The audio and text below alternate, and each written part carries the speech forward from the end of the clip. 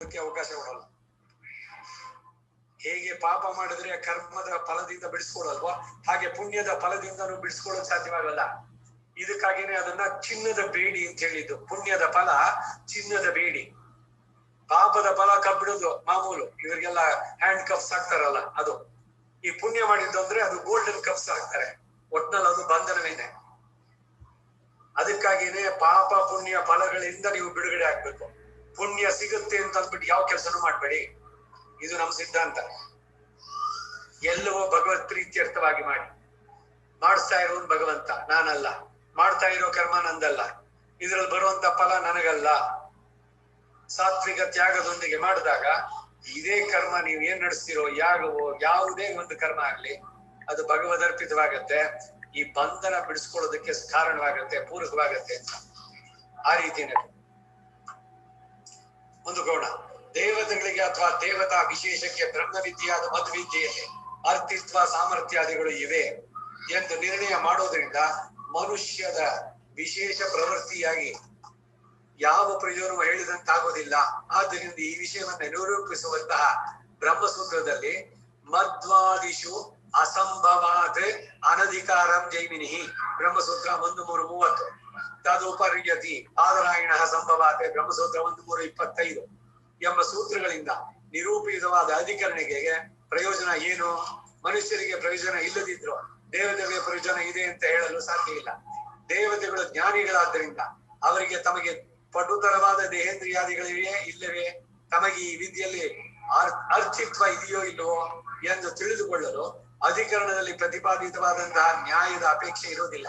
ಆದ್ದರಿಂದ ಈ ಅಧಿಕರಣಗಳ ಅವಶ್ಯಕತೆ ಏನು ಎಂಬ ಆಕ್ಷೇಪವು ಪ್ರಸಕ್ತವಾದರೆ ಆಗ ಆ ಆಕ್ಷೇಪಕ್ಕೆ ಈ ರೀತಿಯಾಗಿ ಉತ್ತರವನ್ನ ನೀಡಲಾಗುತ್ತೆ. ಎಲ್ಲೆಲ್ಲಿ ಏನೇನ್ ಡೌಟ್ಸ್ ಬರುತ್ತೋ, ಸಂದೇಹಗಳು ಬರುತ್ತೋ ಆ ತರದ್ದು ಹೀಗೆ ಬಂದ್ರೆ ಪ್ರಶ್ನೆ ಅದಕ್ಕೇನು ಉತ್ತರ ಇದನ್ನು ಹೇಳ್ತಾ ಬರ್ತಾರೆ. ಪರಬ್ರಹ್ಮವು ದೇವತೆಗಳಿಗೂ ವಸ್ವಾದಿ ಭಾವವನ್ನ ಹೊಂದಿದ ದೇವತಾ ವಿಶೇಷಕ್ಕೂ ಸಹ ಉಪಾಸಿಸಲು ಯೋಗ್ಯವಾದದ್ದು. ಪರಬ್ರಹ್ಮನ ಉಪಾಸನೆಯನ್ನ ಯಾವುದೇ ಸ್ಥಿತಿನಲ್ಲಿ ದೇವತೆನೋ ಅಥವಾ ಇನ್ನೂ ಬೇರೆ ಬೇರೆ ಶರೀರದಲ್ಲಿ ಎಲ್ಲರಿಗೂ ಕೂಡ ಅವಕಾಶ ಇದೆ ಅಂತಾರೆ. ನರಕದಲ್ಲಿರೋ ಉಂಟ? ಖಂಡಿತ ಉಂಟು. ಆದ್ರೆ ಇವರು ಮಾಡಿದ ಕರ್ಮದ ಫಲ ಅದನ್ನು ಅನುಭವಿಸ್ಬೇಕು. ಆಮೇಲೆ ಹಾಗೆ ಪ್ರತಿಯೊಬ್ಬರಿಗೂ ಉಪಾಸನೆ ಮಾಡೋದಕ್ಕೆ ಯೋಗ್ಯತೆ ಮತ್ತು ಫಲದಾತೃತ್ವ ಸಹ ಅವನದೇ. ಇಂತಹ ಮಹಿಮೆಯಿಂದ ಯುಕ್ತನಾದ ಭಗವಂತನನ್ನ ಉಪಾಸಿಸುವ ಕಾಲದಲ್ಲಿ ಅನುಸಂಧಾನ ಮಾಡುವುದೇ ಪ್ರಕೃತ ಅಧಿಕರಣದ ಪ್ರಯೋಜನವಾಗಿದೆ. ಈ ಅಧಿಕರಣಗಳಿಂದ ದೇವತಾ ವಿಗ್ರಹವನ್ನ ಸಾಧಿಸದೆ ಹೋದಲ್ಲಿ ಮಧುವಿದ್ಯೆಯಿಂದ ವಸ್ವಾದಿ ದೇವತಾಪದ ಪ್ರಾಪ್ತಿ ಉಂಟಾಗುತ್ತೆ ಅಂತ ಹೇಳಲು ಬರೋದಿಲ್ಲ. ಪಂಚಾಗ್ನಿ ವಿದ್ಯೆಯಿಂದ ಪ್ರಾಪ್ತವಾಗುವಂತಹ ಅರ್ಚಿರಾದಿಗಳನ್ನ ಅಚೇತನವಾದ ಅರ್ಚಿರಾದಿ ಮಾರ್ಗಗಳು ಎಂದು ಚಿಂತನೆ ಮಾಡಬೇಕಾಗತ್ತೆ. ಅಷ್ಟೇ ಅಲ್ಲದೆ ಭಾಗ್ತಂ ವಾ ಅನಾತ್ಮ ವಿದ್ವಾದ ಬ್ರಹ್ಮಸೂತ್ರ 3:1-7 ಎಂಬ ಸೂತ್ರದಲ್ಲಿ ಹೇಳಿದಂತೆ ಜ್ಯೋತಿಷ್ಠೋಮಾದಿ ಯಾಗವನ್ನು ಮಾಡಿದವರು ತತ್ಫಲವಾಗಿ ಪ್ರಾಪ್ತವಾಗುವ ಸ್ವರ್ಗದಲ್ಲಿ ಆ ಸ್ವರ್ಗ ಸುಖವನ್ನು ಅನುಭವಿಸ್ತಾರೆ. ಅಂತ ಉಪಾಸಕರು ತಮ್ ದೇವಾ ಭಕ್ಷಯಂತಿ ಎಂದು ಆ ಲೋಕದಲ್ಲಿರುವ ದೇವತೆಗಳಿಗೆ ಸೇವಕರಾಗಿರ್ತಾರೆ ಎಂದು ಹೇಳಲಾಗಿದೆ. ಇದರಿಂದ ಕರ್ಮಾಚರಣೆಯಲ್ಲಿ ವೈರಾಗ್ಯವು ಬಂದು ಸಂಸಾರದಲ್ಲಿ ವೈರಾಗ್ಯ ಉಂಟಾಗುವ ಸಂಭವನೀಯತೆ ಇದೆ. ಅದಕ್ಕಾಗಿ ಈ ಅಧಿಕರಣಗಳಿಂದ ಮಂತ್ರಾರ್ಥವಾದ ವಾಕ್ಯಗಳಿಗೆ ವಿರೋಧಾಭಾವ ಪ್ರಮಾಣಾಂತರ ಪ್ರಾಪ್ತ್ಯಾದಿಗಳು ಇಲ್ಲದಿದ್ದರೂ ಪ್ರಾಮಾಣ್ಯ ಇದೆ ಎಂದು ಸಿದ್ಧವಾಗುವುದರಿಂದ ಇದು ಒಂದು ಪ್ರಯೋಜನ. ಇದರಿಂದಾಗಿಯೇ ಪ್ಲವಾಕ್ಯೇತೆ ಅದೃಢ ಯಜ್ಞ ರೂಪಾಹ ಮುಂಡಕೋಪನಿಷತ್ತು 1:2-7 ಏತತ್ ತೃತೀಯಂ ಸ್ಥಾನಂ ತೇನಾಸೋ ಲೋಕೋ ನ ಪೂರ್ಯತೆ ಮುಂತಾದ ಅರ್ಥವಾದ ವಾಕ್ಯಗಳಿಂದ ಸಂಸಾರದಲ್ಲಿ ಹಾಗೂ ಸ್ವರ್ಗದ ವಿಚಾರದಲ್ಲಿ ವೈರಾಗ್ಯವನ್ನು ಹುಟ್ಟಿಸಬಹುದಾಗಿದೆ. ಈ ಎಲ್ಲ ಪ್ರಯೋಜನಗಳು ಇರುವುದರಿಂದ ಈ ಅಧಿಕರಣಗಳು ಸಾರ್ಥಕ ಎಂದು ತಿಳಿಯಬೇಕು. ಇನ್ನು ಪ್ರಕೃತಕ್ಕೆ ಬರೋಣ. ಈ ಚರ್ಚೆಗಳನ್ನ ಅಲ್ಲಿ ನಿಲ್ಲಿಸೋಣ ಅಂದ್ರು. ಈತಿ ತೃತೀಯ ಪ್ರಪಾಠಕದ 11ನೇ ಖಂಡದ ಕನ್ನಡ ಅನುವಾದ ಮುಗಿಯಿತು. ಖಂಡ ಒಂದ್ ನಿಮಿಷ. ಹಾ ಈಗ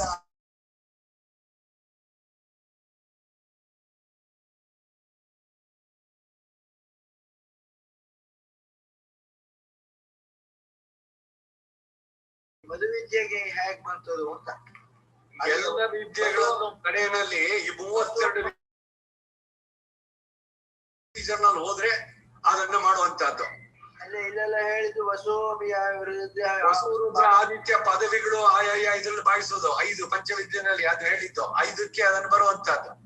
ಈಗೇನು ಇಲ್ಲಿ ಹೇಳಿದ್ರಲ್ಲಿ ಏನು ಅಂತಂದ್ರೆ ದೇವತೆಗಳಿಗೆ ಅಲ್ಲಿಂದ ಹೋಗೋದಕ್ಕೆ ಅವಕಾಶ ಇದೆಯಾ ಅಂತ ಆ ಆರ್ಗ್ಯುಮೆಂಟ್ ನೀವು ಸರಿಯಾಗಿ ಕೇಳಿಸ್ಕೊಂಡ್ರೆ ಅನ್ಸತ್ತೆ. ದೇವತೆಗಳಿಗೆ ಅವಕಾಶ ಇದೆ, ಆದ್ರೆ ಆ ಕರ್ಮದ ಬಂಧ ಪುಣ್ಯದ ಫಲ ಇದೆಯಲ್ಲ ಅದು ಅವರನ್ನ ಅಡ್ಡಿ ಮಾಡುತ್ತೆ ಅಂತ. ಆದ್ರೆ ಹೋಗೋದಕ್ಕೆ ಸಾಧ್ಯವಿಲ್ವೋ ಅಂದ್ರೆ ಇದೆ, ಅವಕಾಶ ಇದೆ ಅವರುಗಳಿಗೂ ಕೂಡ. ಯಾಕಂದ್ರೆ ಎಲ್ಲ ಚೇತನಗೂ ಅವಕಾಶ ಇರಬೇಕು. This is the argument. ಅಲ್ಲ ಹಾಗಾದ್ರೆ ದೇವತೆಗಳಿಗೆ ಇದು ಮಧುವಿದ್ಯೆ ಇದು ಹಾಗಾದ್ರೆ ನಮಗೆ ಬೇಕಾಗಲ್ವಾ ಇದು ಅಂತ ಹೇಗೆ? ಶಕ್ತಿ ಇರೋರು ಭಕ್ತಿಯನ್ನು ಮಾಡ್ಬೋದು, ಮಿಕ್ಕವರು ಪ್ರಪತ್ತಿಯನ್ನು ಮಾಡ್ಬೋದು. ಯಾರಿಗೆ ಶಕ್ತಿ ಇದ್ದು ನಾನು ಸಾಧಿಸ್ತೀನಿ ಆ ವಿದ್ಯೆನ ಅಂತಂದ್ರೆ ನಡಿಬಹುದು. ಅಕ್ಷಿ ವಿದ್ಯೆ, ದಾರ ವಿದ್ಯೆ, ಉಪಕೌಶಲ ವಿದ್ಯೆ, ಈ ಎಲ್ಲ ವಿದ್ಯೆಗಳಲ್ಲಿ ಯಾರು ಮಾಡ್ತಾರೆ ಅವರುಗಳಿಗೆ ಸಾಧ್ಯಕ್ಕೆ ಶಕ್ತಿ ಇದ್ದು ಸಾಮರ್ಥ್ಯ ಇದ್ದು ನಡೆಸ್ಬೋದು, ಅದರಿಂದನೂ ಪಡಿಬಹುದು. ಅದಕ್ಕಿಂತ ಸುಲಭ ಮಾರ್ಗ ನಮ್ದು ಆಚಾರ್ಯರು ತೋರಿಸಿರೋದು, ನೀವು ಅವನಲ್ಲಿ ಶರಣಾಗತಿ ಮಾಡಿ ಪ್ರಪತ್ತಿ ಭಕ್ತಿಯಾದು ಅನ್ಯಯ ಶಕ್ತ. ಆ ಭಕ್ತಿಯ ಪರಾಕಾಷ್ಠೆ ಇಸ್ ಪ್ರಪತ್ತಿ. ಹಾಗಾದ್ರೆ ಅದನ್ನೇ ನಾವು ಇಟ್ಕೊಳ್ಳೋದು ಭಾಷೆ ಇಷ್ಟೆಲ್ಲ ಕಷ್ಟಪಡೋದು ಅದು ನಿಮಗ್ ಬಿಟ್ಟಿದ್ದು. ನಿಮಗೆ ಯಾವ್ದು ಸುಲಭವಾದ ಮಾರ್ಗ ಬೇಕು. ಇಲ್ಲ ನಾನು ಭಕ್ತಿನಲ್ಲೇನೆ ಇದ್ ಮಾಡ್ತೀನಿ, ಐ ಎಂಜಾಯ್ ದಿಸ್ ಅಂತಂದ್ರೆ ಸರಿ ಮಾಡಿ. ಆದ್ರೇನು ಅಂದ್ರೆ ಕಷ್ಟ ಸಾಧ್ಯವಾದದ್ದು ಇವೆಲ್ಲ. ಈ ಎಲ್ಲ ವಿದ್ಯೆಗಳು ಒಂದೊಂದಕ್ಕೂ ಅದರ ಇದು ಅರ್ಥ ಇವುಗಳೆಲ್ಲ ಚೆನ್ನಾಗಿ ತಿಳಿದಿರ್ಬೇಕು. ಅದರ ಅನುಷ್ಠಾನದಲ್ಲಿ ಏನು ಲೋಪ ಆಗ್ಬಾರ್ದು. ಇವೆಲ್ಲ ಪುರಾಣದ ಉಲ್ಲೇಖಗಳಿಗೆ ಮಹಾಭಾರತದಲ್ಲಿ ನಿಮ್ಗೆ ಗೊತ್ತು ಬರುತ್ತೆ ನೋಡಿ. ಒಂದೊಂದೊಂದಲ್ಲೂ ಕೂಡ ಒಬ್ಬ ರಾಜ ಒಂದಷ್ಟು ಇದನ್ನ ದಾನ ಮಾಡಿದ್ದ ಹಸುಗಳಲ್ಲಿ ಆ ಒಂದು ಹಸು ಎಲ್ಲೋ ತಪ್ಪಿಸ್ಕೊಂಡು ಬಂದ್ಬಿಡ್ತು. ಮತ್ತೆ ಇವನ್ ಇದಕ್ಕೆ ಬಂದ್ಬಿಟ್ಟಿದೆ, ಇನ್ನೊಬ್ಬರಿಗೆ ದಾನ ಮಾಡ್ದ, ಅವ್ರಿಬ್ರಿಗೆ ಜಗಳ ಶುರುವಾಯ್ತು. ಇದು ನನ್ಗೆ ಕೊಟ್ಟಿದ್ದ ಹಸು ಇದು ಅಂತ. ಅವನು ಹೇಳ್ದ ಇಲ್ಲ ನನಗ್ ರಾಜ ಕೊಟ್ಟಿದ್ದಾನೆ ಅಂತ. ಒಂದ್ಸಲಿ ದಾನ ಕೊಟ್ಟಿದ್ದಾನೆ ಮತ್ತೆ ಕೊಟ್ನಲ್ಲ ಅಂತ. ಅದ್ರ ಚರ್ಚೆಗೆ ಕಡೆಗೆ ಏನಾಯ್ತು ಅಂದ್ರೆ ಅವನೊಬ್ಬ ಓತಿಕೇತ ಆದ ಈ ಒಂದು ಇದರಿಂದ ಅಂತ. ರಾಜನ ಇದರಿಂದ ಹೋಗಿದ್ದು. ರಾಜ ಹೇಳ್ದ ಆಯ್ತಪ್ಪ ಅದು ನಿನ್ ಫಸ್ಟ್ ಕೊಟ್ಟಿದ್ದೆ, ಅದು ಬಂದ್ ಇಲ್ಲಿ ಸೇರ್ತು, ನಾ ಕೊಟ್ಟೆ, ಅದ್ರ ಬದಲಿಗೆ ನೀನು 100 ಕೊಡ್ತೀನಿ, ನನಗ್ ಬೇಡ, ಅದೇ ಬೇಕು. ಇವರಿಬ್ಬರು ಚರ್ಚೆ ಇದ್ರೆ ಅಂದ್ರೆ ಯಾಕೆ ಈ ಉದಾಹರಣೆ ಹೇಳಕ್ ಬಂದೆ ಅಂದ್ರೆ ಅದರಲ್ಲಿ ಸಂಭವಗಳು ತಪ್ಪುಗಳಾಗುವಂತದ್ದು ಜಾಸ್ತಿ ಅವಕಾಶಗಳಿದೆ ಅಲ್ಲಿ. ಪೂರಾ ಪರ್ಫೆಕ್ಟ್ ಆಗಿ ಮಾಡೋಕ್ಕಾಗಲ್ಲ. ಇದಕ್ಕೇನೆ ಯಾಮನಾಚಾರ್ಯ ಹೇಳ್ದು ನ ಧರ್ಮನಿಷ್ಠೋಸ್ಮಿ ನ ಚ ಆತ್ಮವೇದಿ ನ ಭಕ್ತಿ ಮಾಂ ತ್ವಚ್ಚರಣಾರವಿಂದೆ. ನಾನ್ ನಿನ್ನಲ್ಲಿ ಶರಣಾಗ್ಬಿಡ್ತೀನಿ, ನೀನೇನೆ ಈ ಮಧುವಿದ್ಯೆನೋ ಇನ್ಯಾವುದೋ ವಿದ್ಯೆಯೇನೋ ನಾನು ಮಾಡಿ, ಇದೊಂದು ಉಪಾಯ ತಾನೆ ಅವನನ್ನು ಪಡೆಯೋಕೆ. ಆ ಉಪಾಯ ಮಧುವಿದ್ಯೆಯ ಸ್ಥಾನದಲ್ಲಿ ನೀನೇ ಇದ್ದು ನನಗೆ ಅದನ್ನ ನೀನು ಅನುಗ್ರಹಿಸು. ಉಪಾಯವೂ ನೀನೇ, ಉಪೇಯವೂ ನೀನೆ, ಫೈನಲ್ ಡೆಸ್ಟಿನೇಷನ್ ನೀನೇನೆ, ಅದಕ್ಕೆ ಹೋಗುವಂತ ಮೀನ್ಸು ಅದು ಕೂಡ ನೀನೇ ಆಗು. ನಾನ್ ನಿನ್ನಲ್ಲಿ ಸರೆಂಡರ್ ಆಗಿದ್ದೇನೆ. ಈ ರೀತಿ ಮಾಡಿರುವಂತದ್ದು ಪ್ರಪತ್ತಿಯ ಹಿರಿಮೆಯನ್ನು ಹೇಳೋದು. ಹಾಗಂತ ಇವುಗಳನ್ನ ಇದ್ ಮಾಡಲ್ಲ. ಉಪನಿಷತ್ತುಗಳಲ್ಲಿ ಇದ್ರಲ್ಲಿ ಇದೆ, ಇದನ್ನ ಯಾರಿಗ ಆಸಕ್ತಿ ಇದೆಯೋ ಅವ್ರು ನಡೆಸ್ಕೊ. ಅದಕ್ಕೆ ಖಂಡಿತ ಅವಕಾಶ ಇದೆ. ಸಾಮರ್ಥ್ಯ ಇದೆಯಾ ನಡೆಸಿ. ಭಕ್ತಿ ಯೋಗಕ್ಕೆ ಅನಧಿಕಾರ ಏನು ಅಂದ್ರೆ ನನಗೆ ಯಾವುದರಲ್ಲೂ ಕೂಡ ನಿಷ್ಠೆ ಇಲ್ಲ, ನಾನು ಆ ಭಕ್ತಿ ತೈಲ ಧಾರೆಯಂತೆ ಅದು ಕಂಟಿನ್ಯೂಸ್ ಮಾಡೋಕ್ ಆಗಲ್ಲ. ಸೊ ಅದರಿಂದ ನಾವು ಇದನ್ನ ಸುಲಭವಾದದ್ದನ್ನ ಮಾರ್ಗವನ್ನು ಮಾಡೋಣ. ಈ ರೀತಿನಲ್ಲಿ ಮುಂದೆ ಬರೋಣ. ಬ್ರಹ್ಮನಲ್ಲಿ ಗಾಯತ್ರಿ ಸಾದೃಶ್ಯ ಅನುಸಂಧಾನ. ಗಾಯತ್ರಿ ವಾ ಇದಗಂ ಸರ್ವಂ ಭೂತಂ ಯದಿದಂ ಕಿಂಚ ವಾಗ್ವೈ ಗಾಯತ್ರಿ ವಾಗ್ವಾ ಇದಗಂ ಸರ್ವಂ ಭೂತಂ ಗಾಯತಿ ತ್ರಾಯತಿ ಚ. ಗಾಯತ್ರಿ ಅಂದ್ರೆ ಅದನ್ನ ಹೇಳಿದಾಗ ಪ್ರತಿಪದಾರ್ಥ ನೋಡೋಣ. ಯತ್ ಯಾವ ಇದಂ ಕಿಂಚಂ ಭೂತಂ, ಕಣ್ಣಿಗೆ ಕಾಣುವಂತ ಸಮಸ್ತ ಪ್ರಾಣಿ ವರ್ಗ ಇದೆಯೋ ಇದಂ ಸರ್ವಂ ಇದೆಲ್ಲವೂ ಕೂಡ ಗಾಯತ್ರಿ ವೈ ಗಾಯತ್ರಿ ಅಷ್ಟೇ. ವಾಕ್ ವೈ ವಾಕು ಗಾಯತ್ರಿ ಗಾಯತ್ರಿ ಎಂದು ಕರೆಸುತ್ತೆ. ಇದು ಸರ್ವಂ ಭೂತಂ ಈ ಎಲ್ಲ ಭೂತವರ್ಗವನ್ನು ಸಹ ವಾಕ್ ವೈ ವಾಕ್ಯ ಗಾಯತಿ ಹೆಸರಿಸುತ್ತೆ. ಗಾಯತಿ ಅಂದ್ರೆ ಗಾನ ಮಾಡುತ್ತೆ ಅಂತಲ್ಲ, ಹೆಸರಿಸುತ್ತೆ. ಚ ಮತ್ತು ತ್ರಾಯತಿ ಸಂರಕ್ಷಿಸುತ್ತೆ. ಈಗ ಮಂತ್ರ ಮನನಾದ ತ್ರಾಯದೆ ಇದಿ ಮಂತ್ರ ಅಂತ ಅದರ ರೂಢ ಇದಕ್ಕೆ ಹೋದ್ರೆ ಧಾತುಗಾರಿಕೆ ಧಾತುನಲ್ಲಿ ಅದನ್ನ ಪುನಶ್ಚರಣ ಮತ್ತೆ ಮತ್ತೆ ಮಾಡಿದ್ರೆ ಅದರಿಂದ ಉಂಟಾಗುವ ಶಕ್ತಿ ಅದು ನಿಮ್ಮನ್ನ ರಕ್ಷಿಸುತ್ತೆ. ಅದಕ್ಕೆ ಅಧಿಪತಿಯಾದ ದೇವತೆ ಅವರು ಅನುಗ್ರಹಿಸ್ತಾನೆ. ಹೀಗೆಲ್ಲ ಆಗಿ ಬರುವಂತಹದ್ದು ಮನನಾದ ತ್ರಾಯದೆ ಇದಿ ಮಂತ್ರ ಮಂತ್ರಂ ಯಜ್ಞೇನ ಗೋಪಯೇತೆ. ಬಹಳ ಪ್ರಯತ್ನಪೂರ್ವಕವಾಗಿ ನಾನು ಇಷ್ಟು ಜಪ ಮಾಡ್ತೀನಿ, ಈ ಮಂತ್ರ ಜೋರಾಗಿ ಹೇಳ್ತೀನಿ, ಇಲ್ಲ ಅದು ಉಪಾಂಶ ಅಂತ 2 ತುಟಿಗಳು ಹಳ್ಳಾಡೋದು ಮಾತ್ರ ಕೇಳಿಸ್ಬೇಕು. ಅಂದ್ರೆ ಅವನ 2 ಕಿವಿಗಳನ್ನ ಬಿಟ್ಟು ಬೇರೆಯವ್ರಿಗೆ ಕೇಳಿಸ್ಬಾರ್ದು. ಇದು ಮಂತ್ರ. ಆ ಮಂತ್ರ ಆ ರೀತಿ ಹೇಳಿದ್ರೇನೆ ಅದಕ್ಕೆ ಆ ಶಕ್ತಿ ಇರುವಂತದ್ದು. ಅದನ್ನ ನೀವು ಕಾಲಿಂಗ್ ಬೆಲ್ ನಲ್ಲೋ ಅಥವಾ ಮೈಕ್ ನಲ್ಲೋ ಜೋರಾಗಿ ಅನೌನ್ಸ್ ಮಾಡ್ತೀನಿ, ಇಲ್ಲ ಯಾವ್ದೋ ಇದ್ರಲ್ಲಿ ಟಿವಿನಲ್ಲೋ ಮತ್ತೊಂದು ಇದ್ರಲ್ಲಿ ಜೋರಾಗಿ ಹಾಕೋದು. ಇವಾಗ ತಿರುಪತಿ ಇದಕ್ಕಾಗ ಓಂ ನಮೋ ವೆಂಕಟೇಶಾಯ, ಇದು ಈ ಎಲ್ಲ ಮಂತ್ರಗಳು ಅದೆಲ್ಲ ಅದರ ಫಲ ಸರಿಯಾಗಿ ಸಿಗೋಲ್ಲ. ಅದು ಆ ರೀತಿ ಹಾಕೋದಲ್ಲ. ಅದು ಮಂತ್ರಂ ಯಜ್ಞೇನ ಗೋಪಯೇತೆ, ಅದಕ್ಕೆ ವಿರುದ್ಧವಾಗಿ ಇವರೆಲ್ಲ ಮಾಡೋದು ಎಲ್ಲ ಸಾಮೂಹಿಕವಾಗಿ. ಇದೇನೆ ರಾಮಾನುಜರು ಅಷ್ಟಾಕ್ಷರಿ ಎಲ್ರಿಗೂ ಹೇಳ್ಬಿಟ್ರು, ಏನ್ ಅದನ್ನ ಎಷ್ಟು ತಿರುಗಿಸಿ ಹೇಳ್ತಾರೆ. ಹಾಗಾದ್ರೆ ಇದೆಲ್ಲ ಅರ್ಥನೇ ಇಲ್ಲ ಈ ಮಾತುಗಳಿಗೆ. ಇವೆಲ್ಲ ಸ್ಮೃತಿ ಮಾಡ್ತೇನೆ. ಮಂತ್ರಂ ಯಜ್ಞೇನ ಗೋಪಯೇತೆ ಅನ್ನೋ ಮಾತಕ್ಕೆ ಅರ್ಥನೇ ಇಲ್ಲ. ಸೊ ಯಾವುದನ್ನ ಹೇಗೆ ಹೇಳಬೇಕೋ ಆ ರೀತಿಯಲ್ಲಿ ಹೇಳಿದ್ರೆ ಅದರ ಫಲ, ಇಲ್ದಿದ್ರೆ ಅದಕ್ಕೆ ವಿರುದ್ಧ ಫಲವೂ ಕೂಡ ಬರ್ಬೋದು. ತಾತ್ಪರ್ಯ, ಈ ಜಗತ್ತಿನಲ್ಲಿ ನಮ್ಮ ಕಣ್ಣಿಗೆ ಕಾಣುವಂತಹ ಯಾವ ಪ್ರಾಣಿ ವರ್ಗ ಇದೆಯೋ ಅವೆಲ್ಲವೂ ಕೂಡ ಗಾಯತ್ರಿ ಆಗಿದೆ. ವಾಕನ್ನೇ ಗಾಯತ್ರಿ ಎಂದು ಕರೆಯಲಾಗುತ್ತೆ. ಈ ಸಮಸ್ತವಾದ ಜಗತ್ತು ವಾಕ್ಯನಿಂದ ಹೆಸರಿಸಲ್ಪಡುತ್ತೆ ಮತ್ತು ವಾಕ್ಯನಿಂದಲೇ ಈ ಎಲ್ಲ ಜಗತ್ತು ಸಂರಕ್ಷಿತವಾಗಿದೆ ಎಂದು ಈ ಮಂತ್ರದ ತಾತ್ಪರ್ಯ ಅಂದು. ರಂಗರಾಮಾನುಜ ಭಾಷ್ಯ. ಚತುಷ್ಪಾದ್ ತ್ವಷಾಡ್ವಿದ್ಯಾಭ್ಯಾಂ ಚತುಷ್ಪಾದ್ ಬ್ರಹ್ಮಣೋ ಗಾಯತ್ರಿ ಸಾದೃಶ್ಯಾನುಸಂಧಾನ ರೂಪೋ ವಿದ್ಯಾ ಪ್ರಸ್ತೂಯತೆ. ಇಂದ್ರಃ ಶಚೀಪತಿಃ ಬಲೇನ ಪೀಡಿತಃ ದುಶ್ಚವನೋ ವೃಷಾ ಸಮಿತ್ಸುಸ್ಸಾಸಹಿ ಇದಿ ಗಾಯತ್ರಿ ಚತುಷ್ಪದ ಏಕೈಕಸ್ಯ ಪಾದಸ್ಯ ಷಡಕ್ಷರಾತ್ಮಕತೆಯ ಷಡಕ್ಷರ ಪದವತ್ವೇನ ಷಡ್ವಿಧಾ ಚ ಏವಂ ಬ್ರಹ್ಮಣೋಪಿ ಸರ್ವಭೂತಾತ್ಮ ಶಕ್ತಿತಾತ್ಮ ವರ್ಗ ಏಕಃ ಪಾದಃ ಕರ್ಮಾರ್ಚಿತ ಭೋಗಸ್ಥಾನ ರೂಪಃ ಪೃಥ್ವೀ ಲೋಕ ಏಕಪಾದಃ ಭೋಗೋಪಕರಣಂ ಶರೀರಂ ಏಕಪಾದಃ ಆತ್ಮಸ್ಥಿತ್ಯನುಗುಣ ಪ್ರದೇಶ ವಿಶೇಷ ರೂಪಂ ಹೃದಯಮೇಕಃ ಪಾದಃ ಇತಿ ಭೂತ ಪೃಥ್ವಿ ಶರೀರ ಹೃದಯಾನಿ ಚತ್ವಾರಃ ಪಾದಾಃ. ತತ್ರ ಭೂತಲಕ್ಷಣ ಪಾದಸ್ಯ ಬ್ರಹ್ಮಾತ್ಮಕವಾತ್ ಕರ್ತೃಕ ಗಾನಕರ್ಮತ್ವ ತ್ರಾಣಕರ್ಮತ್ವ ಲಕ್ಷಣಂ ವಿಧಾದ್ವಯಂ. ಪೃಥ್ವಿ ಲಕ್ಷಣಸ್ಯ ಸರ್ವಭೂತ ವಿಧಾದ್ವಯಂ. ಪೃಥ್ವಿ ಲಕ್ಷಣಸ್ಯ ಪಾದಸ್ಯ ಸರ್ವಭೂತ ಪ್ರತಿಷ್ಠಾತ್ವ ಸರ್ವಭೂತಾನ್ ಅತಿವರ್ತ್ಯತ್ವ ಲಕ್ಷಣಂ ವಿಧಾದ್ವಯಂ. ಶರೀರ ಹೃದಯ ಲಕ್ಷಣಯೋಃ ಪಾದಯೋಃ ಪ್ರಾಣ ಪ್ರತಿಷ್ಠಾಚ ತದನತಿವರ್ತ್ಯತ್ವ ಲಕ್ಷಣಂ ಅನತಿವರ್ತ್ಯತ್ವ ಲಕ್ಷಣಂ ವಿಧಾದ್ವಯಮೇವ. ದ್ವಯೋರಪಿ ವೇದಾದ್ವಯೋರ್ದ್ವಯಯೋಃ ಅಪಿ ಭೇದಾಭಾವಾತ್ ತತಸ್ಯ ಬ್ರಹ್ಮರೂಪ ಗಾಯತ್ರಿ ಭೂತ ಪೃಥ್ವಿ ಶರೀರ ಹೃದಯ ರೂಪ ಪಾದ ಚತುಷ್ಟವತ್ತೆಯ ಚತುಷ್ಪದ. ಗಾನಕರ್ಮತ್ವ ಪ್ರಾಣಕರ್ಮತ್ವ ಸರ್ವಭೂತ ಪ್ರತಿಷ್ಠಾತ್ವ ಸರ್ವಭೂತ ನಿವೃತ್ಯತ್ವ ಸರ್ವಪ್ರಾಣ ಪ್ರತಿಷ್ಠಾತ್ವ ಸರ್ವಪ್ರಾಣ ಅತಿವರ್ತ್ಯತ್ವ ಲಕ್ಷಣ ವಿಧಾ ಷಟ್ಕಯುಕ್ತತೆಯ ಷಡ್ವಿಧಾ ಚ. ಅತಃ ಚತುಷ್ಪಾತ್ವ ಷಡ್ವಿದ್ಯಾಭ್ಯಾಂ ಬ್ರಹ್ಮಣಿ ಗಾಯತ್ರಿ ಸಾದೃಶ್ಯ ಅನುಸಂಧಾನಂ ಕರ್ತವ್ಯಂ ಇತಿ ಪ್ರತಿಪಾದಯತೆ. ಗಾಯತ್ರಿ ವಾ ಇತ್ಯಾದಿ. ಅತ್ರ ಗಾಯತ್ರಿ ಶಬ್ದೇನ ನ ಪ್ರಸಿದ್ಧ ಗಾಯತ್ರಿ ವಿಧೀಯತೆ. ಇಲ್ಲಿ ಹೇಳಿದ್ದು ಗಾಯತ್ರಿ ಮಂತ್ರ ಪ್ರಸಿದ್ಧವಾದ ಅದಲ್ಲ. ತಸ್ಯಾಹ ಭೂತಾದಿಪಾದ ಚತುಷ್ಟಯ ಸಂಬಂಧ ಅಭಾವಾತ್ ಏತಾಪಾದಸ್ಯ ಮಹಿಮಾ ಇತಿ ವಕ್ಷ್ಯಮಾಣ ಪುಂಸೂಕ್ತ ಮಂತ್ರ ಪ್ರತಿಪಾದ್ಯತ್ವಾಭಾವಾಚ್ಚ ಅಪಿತು ಪರಮಾತ್ಮ ಯಥಾ ಕುಂಡಪಾಯಿನಿ ನಾಮಯನೆ ಮಾಸಾಗ್ನಿಹೋತ್ರಂ ಜ್ಯೋತಿ इति अग्निहोत्र शब्दः प्रयुज्यमानः तत् सादृश्य विशिष्टानुष्ठानार्थः तथा गायत्री शब्दो ब्रह्मणि प्रयुज्यमानः तत् सादृश्यानुसन्धानार्थः. ततश्च गायत्री शब्देन ब्रह्मैव अभिधीयते. वै शब्दो वै अवधारणार्थः ब्रह्मैव परिदृश्यमान सर्वभूतात्मकम् इत्यर्थः. ततश्च ब्रह्मणो भूतलक्षणपादवत्वयुक्तम्.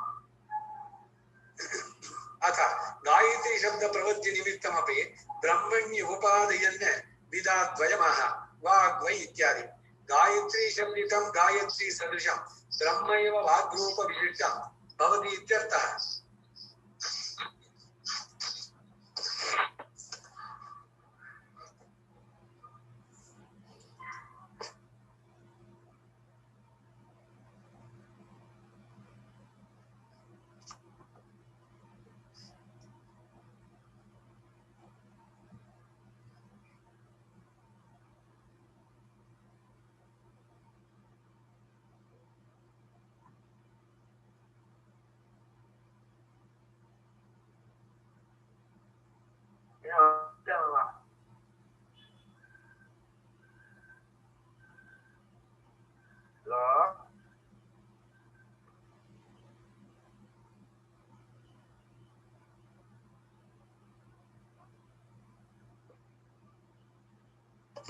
ಕೇಳಿಸುತ್ತೆ ಇವಾಗ? ಕೇಳಿಸುತ್ತೆ. ಕೇಳ್ತಾ ಇದೆ.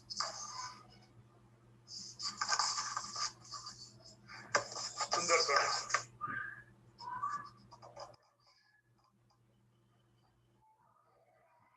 वाग्वै इत्यादि गायत्री शब्दितं गायत्री सदृशं ब्रह्म इव भाग्रूप विशिष्टं भवति इत्यर्थः। शब्दमूर्तिधरस्यैतद्रूपं विष्णोर्महात्मनः विष्णुपुराण बन्धु 2285 इति पराशरस्मृति आदि अनुरोधेन ब्रह्मण एव शब्दरूपत्वम् इति भावः। ततश्च किमित्यत्राह वाग्वा इदमिति वाग्रूपमेव ब्रह्म सर्वाणि भूतान्यभिधत्ते हिताहित विधि निषेधमुखेन त्रायते च। अतश्च ब्रह्मणो वाग्रूपस्य सर्वभूत गान त्राण कर्तृत्वाभ्यां गायत्री शब्दवाच्यत्वम्। भूतात्मक पादवतो ब्रह्मणो वाग्रूप ब्रह्म कर्तृक गान त्राण कर्मत्वाभ्यां द्वैविध्यं चोक्तं भवति। ಈ ಸಂಸ್ಕೃತದ ಅನುವಾದ ಇವರ ರಂಗರಾಮನುಜ ಭಾಷ್ಯದ ಅನುವಾದ. 6 ಪ್ರಕಾರಗಳು ಮತ್ತು 4 ಪಾದಗಳಿಂದಾಗಿ ಗಾಯತ್ರಿಯ ಸಾದೃಶ್ಯ ಇರೋದ್ರಿಂದ ಗಾಯತ್ರಿಯನ್ನ ಬ್ರಹ್ಮ ಎಂದು ಅರಿತು ಉಪಾಸನೆ ಮಾಡಬೇಕು ಎಂದು ಹೇಳುವ ಗಾಯತ್ರಿ ವಿದ್ಯೆಯನ್ನ ಈಗ ನಿರೂಪಿಸಲಾಗುತ್ತೆ. ಈಗ ತ್ರಿಪದ ಗಾಯತ್ರಿ, ಚತುರ್ವಿಂಶತಿ ಪದಾತ್ಮಕ ಗಾಯತ್ರಿ, 24 ಅಕ್ಷರಗಳುಳ್ಳದ್ದು ಗಾಯತ್ರಿ, 3 ಪಾದಗಳು, 8 ಅಕ್ಷರಗಳು ಒಂದಲ್ಲಿ ಅದು ಹೇಳುವಂತಹದ್ದು ನಿಜವಾದ ಗಾಯತ್ರಿ ಇದಕ್ಕೆ. ಈಗ ಇದನ್ನ ಗಾಯತ್ರಿ ಅಂತ ಯಾಕೆ ಹೇಳಿದ್ರು ಅದರ ಬಗ್ಗೆ ಚರ್ಚೆ. ಇಂದ್ರ ಶಚೀಪತಿ ಬಲೇನ ಪೀಡಿತ ದುಶ್ಚಮನೋ ವೃಷಾಃ ಸಮಿತ್ಸು ಸಾಸಹಿ ಎಂದು ಗಾಯತ್ರಿ ಛಂದಸ್ಸಿನ ಒಂದು ಮಂತ್ರ. ಈ ಮಂತ್ರದಲ್ಲಿ 1 ಇಂದ್ರ ಶಚೀಪತಿ, 2 ಬಲೇನ ಪೀಡಿತ, 3 ದುಶ್ಚಮನೋ ವೃಷ, 4 ಸಮಿತ್ಸು ಸಾಸಹಿ ಎಂಬುದಾಗಿ 4 ಪಾದಗಳಿವೆ. ಪಾದಗಳು ಅಂದ್ರೆ ಒಂದೊಂದು ಲೈನು, 4 ಸೆಂಟೆನ್ಸ್ ಇದೆ. ಒಂದೊಂದು ಪಾದದಲ್ಲಿಯೂ ಸಹ 6 ಅಕ್ಷರಗಳಿವೆ. ಈಗ ನಾವು ಪ್ರಸಿದ್ಧವಾದ ಗಾಯತ್ರಿ ಮಂತ್ರದ ಬಗ್ಗೆ ಚರ್ಚೆ ಮಾಡ್ತಿಲ್ಲ, ಅದಕ್ಕೆ ಹೇಳಿ ನಾನು ತ್ರಿಪದ ಗಾಯತ್ರಿ 8 ಲೈನ್ ಒಂದೊಂದ್ರಲ್ಲಿ, 8 3 24, 24 ಪದಗಳು ಗಾಯತ್ರಿ. ನೀವ್ ಹೇಳುವಂತ ಪ್ರಸಿದ್ಧವಾದ ನಾವು ಗಾಯತ್ರಿ ಜಪ ಮಾಡ್ತೀವಲ್ಲ ಅದು ಬೇಡ. ಇವಾಗ ಈ ಒಂದು ಉದಾಹರಣೆ ಕೊಡ್ತಾ ಇದ್ದಾರೆ ಇಂದ್ರ ಶಚೀಪತಿ ಅಂತ. ಇದರಲ್ಲಿ ಒಂದೊಂದು ಪಾದದಲ್ಲಿಯೂ ಸಹ 6 ಅಕ್ಷರಗಳಿವೆ. ಹೀಗೆ ಒಂದೊಂದು ಪಾದಗಳಲ್ಲಿ 6 ಅಕ್ಷರಗಳು ಇರೋದ್ರಿಂದಲೂ ಕೂಡ ಷಡ್ವಿಧ ಎಂದು 4 ಪಾದಗಳನ್ನು ಹೊಂದಿರೋದ್ರಿಂದ ಚತುಷ್ಪಾದ್ ಎಂದು ಗಾಯತ್ರಿ ಹೇಳಲಾಗುತ್ತೆ. ಈಗ ರುದ್ರ ಗಾಯತ್ರಿ, ವಿಷ್ಣು ಗಾಯತ್ರಿ, ಬ್ರಹ್ಮ ಗಾಯತ್ರಿ, ಒಂದೊಂದಕ್ಕೂ ಗಾಯತ್ರಿ ಗಾಯತ್ರಿ ಅಂತ ಹೇಳಿದ್ದಾರೆ. ಅವರವರನ್ನ ಹೇಳಿ ಮಾಡುವಂಥದ್ದು. ಮಹಾದೇವ್ಯೈ ಚ ವಿದ್ಮಹ ವಿಷ್ಣು ಪತ್ಯೈ ಚ ಧೀಮಹಿ ತನ್ನೋ ಲಕ್ಷ್ಮೀ ಪ್ರಚೋದಯಾತ್ ಇದೊಂದು ಗಾಯತ್ರಿ, ಲಕ್ಷ್ಮಿ ಗಾಯತ್ರಿ ಅಂತ ಒಂದೊಂದಕ್ಕೂ ಕೂಡ. ಹಾಗೆ ಗಾಯತ್ರಿ ಅನ್ನೋ ಹೆಸರನ್ನ ಬೇರೆ ಬೇರೆ ಇದಕ್ಕೂ ಹೇಳುವಂತಹದ್ದು ಆ ತರದಲ್ಲಿ ಇಲ್ಲಿ ಹೇಳ್ತಾ ಇದ್ದಾರೆ. ಚತುಷ್ಪಾದ್ ಗಾಯತ್ರಿ ಅಂತ ಹೇಳಲಾಗಿದೆ. ಇದರಂತೆಯೇ ಬ್ರಹ್ಮನಿಗೂ ಸಹ 4 ಪಾದಗಳಿವೆ. ಮೊದಲನೆಯ ಸರ್ವಭೂತಗಳೆಂದು ಕರೆಸುವ ಆತ್ಮವರ್ಗ, 2ನೇದು ಕರ್ಮದ ಆಚರಣೆಯಿಂದ ಪಡೆದು ಭೋಗಸ್ಥಾನದ ಪ್ರತಿ ಮೊದಲಾದ ಲೋಕಗಳು, ಭೋಗೋಪಕರಣವಾದ ಶರೀರವು 3ನೇ ಪಾದ ಎನಿಸುತ್ತೆ. ಆತ್ಮದ ಸಂಸ್ಥಾನಕ್ಕೆ ಅರ್ಥಾತ್ ಇರುವಿಕೆಗೆ ಅನುಗುಣವಾದ ಹೃದಯ ಎಂದು ಕರೆಸುವ ವಿಶಿಷ್ಟವಾದ ಈ ಸ್ಥಾನವು ಕೊನೆಯ ಹಾಗೂ 4ನೇದಾದ ಪಾದ ಎಂದೆನಿಸುತ್ತೆ. ಹೀಗೆ ಬ್ರಹ್ಮನಿಗೆ ಭೂತ, ಪೃಥ್ವಿ, ಶರೀರ, ಹೃದಯ ಎಂಬುದಾಗಿ 4 ಪಾದಗಳಿವೆ. ಅದರಲ್ಲಿ ಭೂತ ಪಾದವು ವಾಕ್ ಎಂದು ಕರೆಸಿಕೊಳ್ಳುವ ಬ್ರಹ್ಮನೇ ಕರ್ತೃವಾಗಿ ಉಳ್ಳಂತಹ ಗಾನ ಕರ್ಮತ್ವ ಹಾಗೂ ತ್ರಾಣ ಕರ್ಮತ್ವ ಎಂಬ ಪ್ರಭೇದದಿಂದ 2 ವಿಧವಾಗಿದೆ. ಇದರಂತೆ ಪೃಥ್ವಿ ಪಾದವು ಸರ್ವಭೂತಗಳಿಗೆ ಆಧಾರವಾಗಿರುವಿಕೆ ಹಾಗೂ ಸರ್ವಭೂತಗಳ ಎಲ್ಲಿಯನ್ನು ಮೀರುವಿಕೆ ಎಂಬ ಪ್ರಭೇದದಿಂದ 2 ವಿಧವಾಗಿದೆ. ಮತ್ತು ಶರೀರ ಹಾಗೂ ಹೃದಯಗಳು ಬೇರೆ ಬೇರೆಯಾಗಿ ಇರುವುದಿಲ್ಲವಾದ್ದರಿಂದ ಇವೆರಡು ಸಹ ಸಕಲ ಜೀವ ಪ್ರಾಣಾಧಾರತ್ವ ಹಾಗೂ ಆ ಪ್ರಾಣವುಳ್ಳವರ ಅಂತರ್ಯಾಮಿತ್ವ ಎಂದು ಪ್ರಭೇದದಿಂದ 2 ವಿಧವಾಗಿದೆ. ಹೀಗೆ ಬ್ರಹ್ಮನಲ್ಲಿ ಷಾಡ್ವಿದ್ಯ ಹಾಗೂ ಚತುಷ್ಪಾತ್ರವು ಸಿದ್ಧವಾಗುತ್ತೆ. ಒಟ್ಟಿನಲ್ಲಿ ಬ್ರಹ್ಮರೂಪವಾದ ಗಾಯತ್ರಿಯು ಭೂತ, ಪೃಥ್ವಿ, ಶರೀರ ಹಾಗೂ ಹೃದಯ ಎಂಬ 4 ಪಾದಗಳನ್ನ ಗಾನ ಕಮತ್ವ ಮತ್ತು ತ್ರಾಣ ಕರ್ಮತ್ವ, ಗಾನ ಕರ್ಮತ್ವ ಅದು ಕಮತ್ವ ಆಗ್ಬಿಟ್ಟಿದೆ, ಅರ್ಧ ಬಿಟ್ಬಿಟ್ಟು ಹೋಗಿದೆ, ಗಾನ ಕರ್ಮತ್ವ, ತ್ರಾಣ ಕರ್ಮತ್ವ ಮತ್ತು ಸರ್ವಭೂತ ಪ್ರತಿಷ್ಠಾತ್ವ, ಸರ್ವಭೂತಾನತಿವರ್ತ್ಯತ್ವ, ಸರ್ವ ಪ್ರಾಣಿ ಪ್ರತಿಷ್ಠಾತ್ವ, ಸರ್ವ ಪ್ರಾಣ ಅತಿವರ್ತ್ಯತ್ವ ಎಂಬ 6 ವಿಧಿಗಳನ್ನು ಸಹ ಹೊಂದಿದೆ. ಆದ್ದರಿಂದ ಬ್ರಹ್ಮನಲ್ಲಿ ಚತುಷ್ಪಾತ್ವ ಹಾಗೂ ಷಾಡ್ವಿದ್ಯೆಗಳು ಸ್ಪಷ್ಟವಾಯಿತು.